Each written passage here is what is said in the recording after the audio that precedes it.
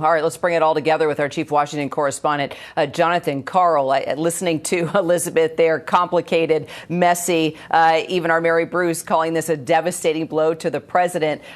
Moving forward, the president did use tariffs to leverage many deals. What do you think this means now going forward for the president and what he's been trying to accomplish, John?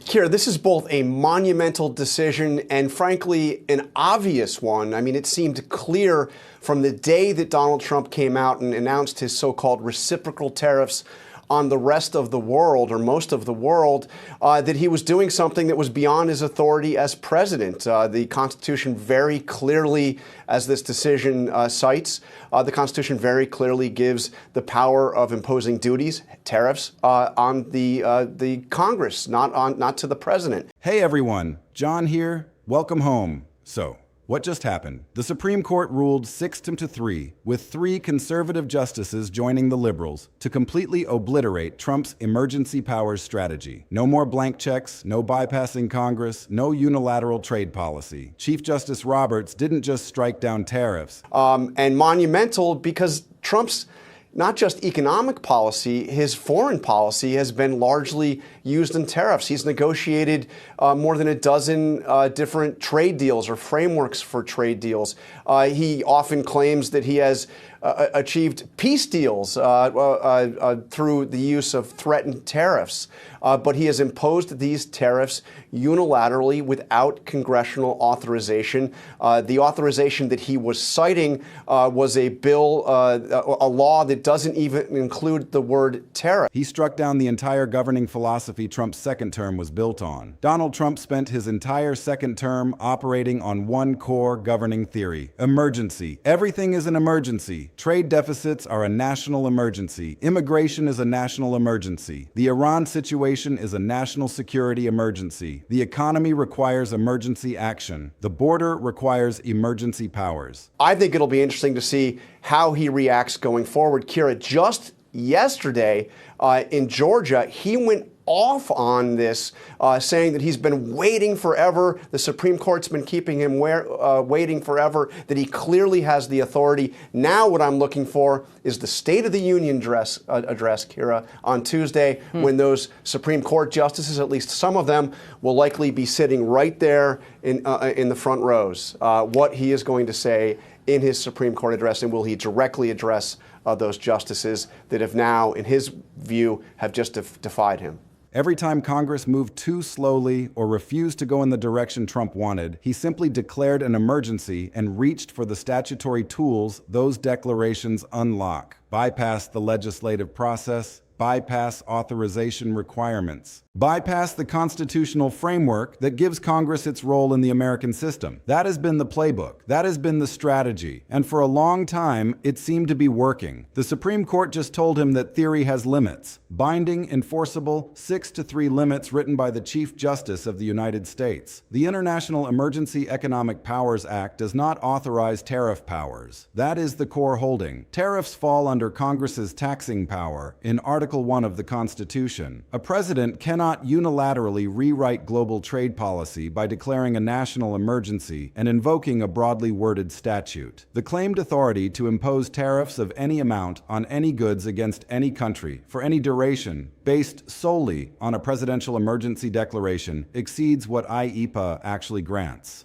The tariffs are illegal. The emergency powers theory fails. 6-3, Roberts writing. At least 3 conservative justices appointed by Republican presidents, justices whose legal philosophy is not generically hostile to executive power, joining the 3 liberals to produce a supermajority against Trump's most aggressive emergency powers claim. Think about what that means. The conservative supermajority that Trump helped build, the court he has been relying on to protect his most aggressive exercises of claimed executive authority, just told him no, not maybe, not we need more briefing. Not let's wait and see. No, your emergency powers do not include this. Go back to Congress. Trump's public response was exactly what you would predict from the pattern we have documented throughout this entire saga. He publicly fumed about the decision, insisted he still has very powerful options, claimed he will find another way to get even better tariffs. said the ruling was wrong, limited, and would not stop him from achieving his economic objectives through alternative means. Legal experts said something very different. They said his room to maneuver has shrunk significantly, that the ruling guts a signature tool of his second-term agenda, that it forces him back to Congress if he wants broad tariff changes, back to the institution he has spent his entire presidency trying to circumvent, back to the authorization process he has been calling unnecessary and burdensome, back to the constitutional framework that requires him to persuade legislators rather than simply declaring emergencies and acting. Going back to Congress is the specific consequence Trump has been most determined to avoid throughout his second term.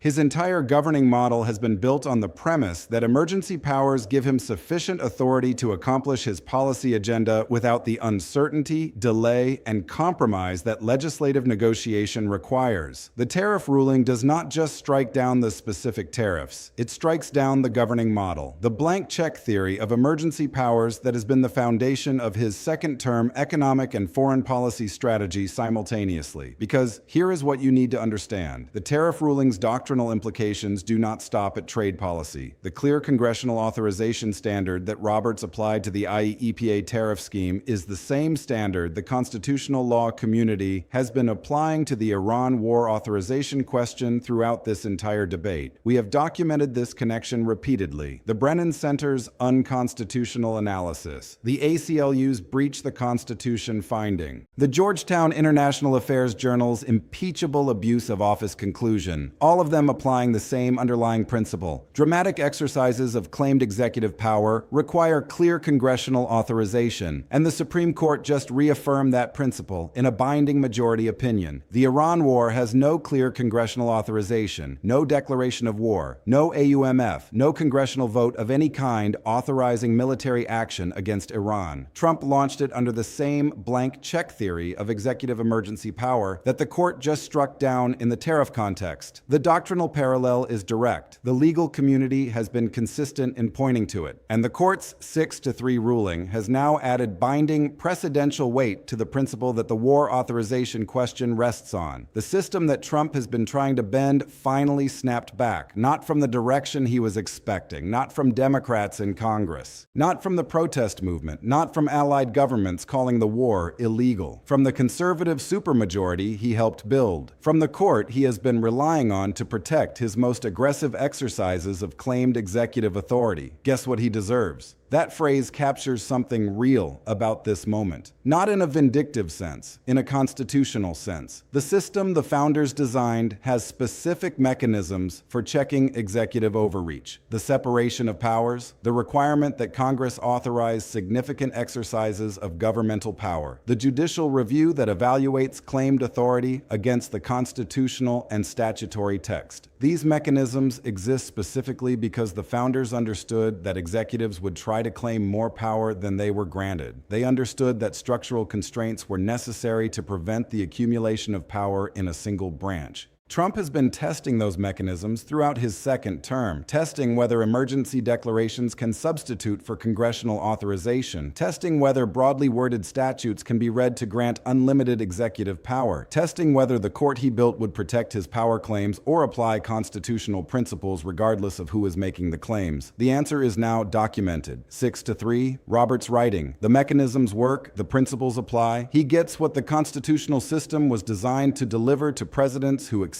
their authority. Let me break down exactly what the Supreme Court ruled and why it matters so much. The International Emergency Economic Powers Act was passed in 1977 as part of a broader effort to rationalize and constrain the president's emergency economic powers. Its predecessor, the Trading with the Enemy Act of 1917, had been interpreted expansively over decades to give presidents enormous authority to regulate economic activity during declared emergencies. IEPA was intended to provide a more structured framework. It requires a formal national emergency declaration. It limits the geographic and temporal scope of emergency actions. It preserves some congressional oversight mechanisms. IEPA authorizes the president, upon declaring a national emergency, to regulate a broad range of international economic transactions. blocking transactions, freezing assets, imposing controls on imports and exports involving foreign nationals. It has been used by every president since Carter for targeted economic pressure. Sanctions against hostile governments, asset freezes targeting specific bad actors, trade restrictions in genuine security emergencies. The statute's language is broad, but its historical application has been targeted rather than comprehensive. Trump's use of IEPA was categorically different from all previous applications. He declared a national emergency over trade deficits, the persistent gap between American imports and exports that he characterized as a threat to national security, and then he used that emergency declaration to impose tariffs on virtually every country on Earth at rates covering essentially all goods. This was not targeted economic pressure against a specific hostile actor. It was a comprehensive reordering of American trade policy, the kind of sweeping economic legislation that the Constitution places squarely within Congress's Article 1 taxing and commerce powers. The court's analysis applied the major questions doctrine. That is the principle that when an agency or executive claims authority to resolve questions of vast economic and political significance, clear congressional authorization is required rather than broad inferences from general statutory language. The comprehensive global tariff scheme is unambiguously a question of vast economic and political significance. It affects every import in the American economy, every trading relationship the United States maintains, every consumer price for imported goods, the entire architecture of global trade that has been built over decades of congressional legislation and treaty negotiation. IEP does not clearly authorize this specific claimed power. The statute's broad emergency language does not constitute the clear authorization that the major questions doctrine requires for a claimed authority of this magnitude. The tariffs are therefore illegal, not because IEPA cannot authorize any tariff-related actions, but because the specific claimed authority to impose comprehensive global tariffs of any amount on any goods displaces Congress's exclusive constitutional role in setting tariff policy in a way that the statute's general language cannot support. Roberts's choice of language in the majority opinion is precise and deliberate. Clear congressional authorization is not a new phrase. It has appeared in previous major questions doctrine cases, but Roberts's deployment of it in the tariff ruling in a case involving presidential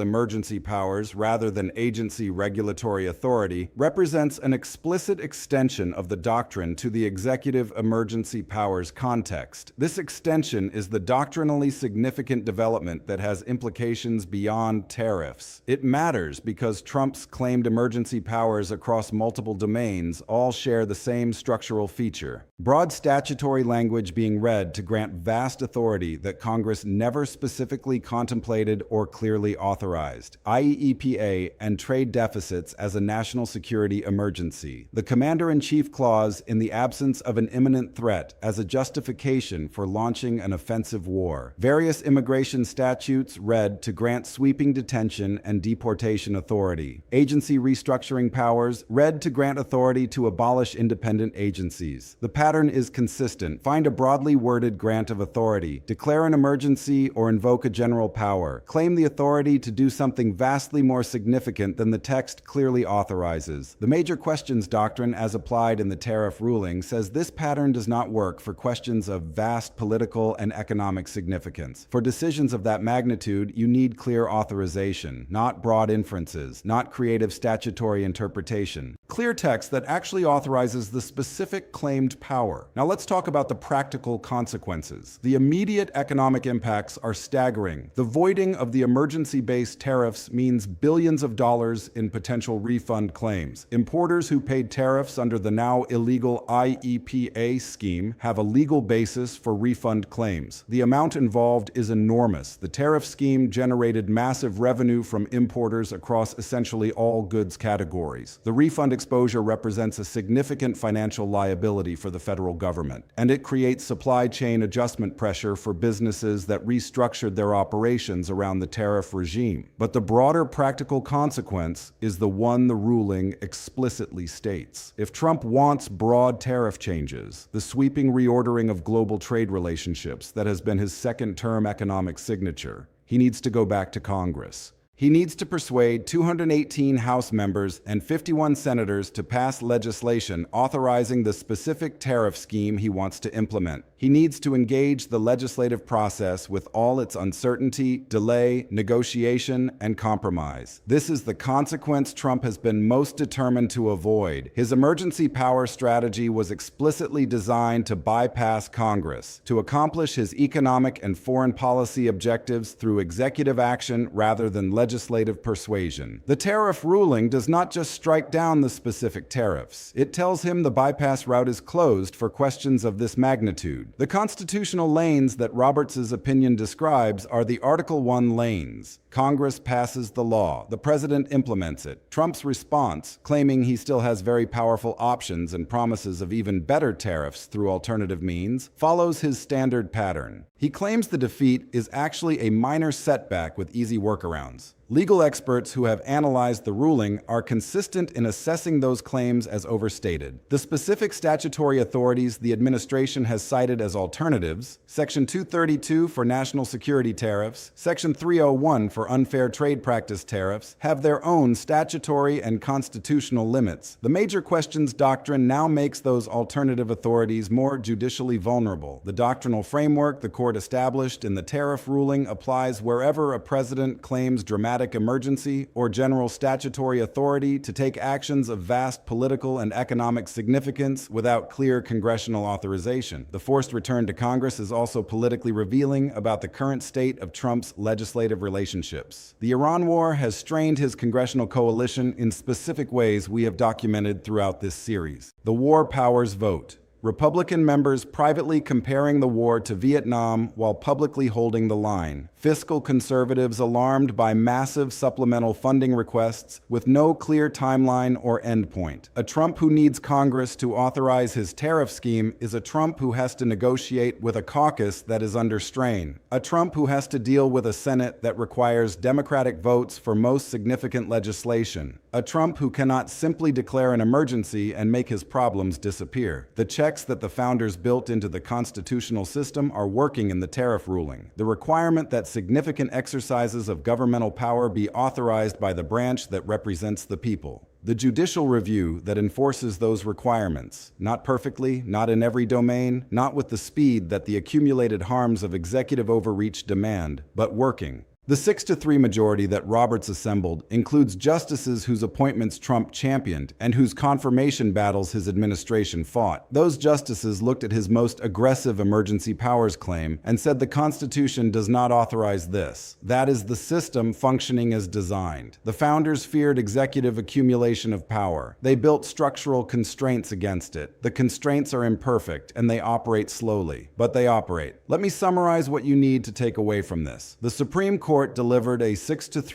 ruling striking down Trump's use of the International Emergency Economic Powers Act to impose sweeping global tariffs. Chief Justice Roberts wrote the majority opinion. At least 3 conservative justices joined the 3 liberals to produce a supermajority against Trump's most aggressive emergency powers claim. The most authoritative legal voice in the American system spoke clearly. IEPA does not authorize this. Tariffs fall under Congress's Article 1 taxing power. The claimed authority to impose tariffs of any amount on any goods against any country based solely on a presidential emergency declaration exceeds what the statute grants. Illegal. The major questions doctrine is the analytical engine. When an executive claims authority to resolve questions of vast economic and political significance, clear congressional authorization is required, not broad inferences from general statutory language. A comprehensive global tariff scheme affecting every import in the American economy and every trading relationship the United States maintains is unambiguously a question of vast significance. IEPA's general emergency language does not provide the clear authorization that questions of this magnitude require. The tariffs fall. The practical consequences are immediate and significant. The tariff scheme is voided. Billions in potential refund claims from importers who paid under the now illegal scheme. Supply chain adjustments for businesses that restructured around the tariff regime. And most significantly for Trump's governing model, if he wants broad tariff changes, he needs to go back to Congress. Back to the legislative process he has spent his presidency designing executive strategies to bypass. Back to the Article 1 lanes that Roberts' opinion explicitly describes as the constitutional requirement for exercises of power of this magnitude. The doctrinal implications extend beyond tariffs. The clear congressional authorization standard that Roberts applied to the IEPA emergency powers claim is the same standard the constitutional law community has been applying to the Iran war authorization question throughout this entire debate. Dramatic exercises of claimed executive power require clear congressional authorization. The Iran war has no clear congressional authorization, no declaration, no AUMF, no congressional vote of any kind. The parallel is direct, and the legal community has been consistent in pointing to it. The tariff ruling adds binding precedential weight to the principle that the war authorization argument rests on. Trump's response follows the documented pattern. Publicly fume, claim very powerful alternatives, promise even better tariffs through other means, insist the ruling was limited and would not stop him. Legal experts assess his room to maneuver has shrunk significantly. The alternative statutory authorities he cited have their own limits that the major questions doctrine now makes more judicially vulnerable. The doctrinal framework established in the tariff ruling applies wherever a president claims dramatic authority to take actions of vast significance without clear congressional authorization. That description covers more of Trump's second-term governing theory than just the tariff scheme. The forced return to Congress is politically revealing about the strain in Trump's legislative coalition. The Iran war has produced Republican members privately making Vietnam comparisons, fiscal conservatives alarmed by massive spending with no clear timeline, suburban district members calculating the electoral cost of continued war authority protection. A Trump who needs Congress to authorize his tariff scheme needs the cooperation of a caucus that is under documented strain. Guess what he deserves in the constitutional sense captures what the ruling represents. Not vindictive punishment, but the functioning of the system the founders designed. They understood executives would try to claim more power than they were granted. They built structural constraints, separation of powers, congressional authorization requirements, judicial review, specifically to check those claims. The constraints are imperfect and slow, but the tariff ruling demonstrates they function. The court Trump built.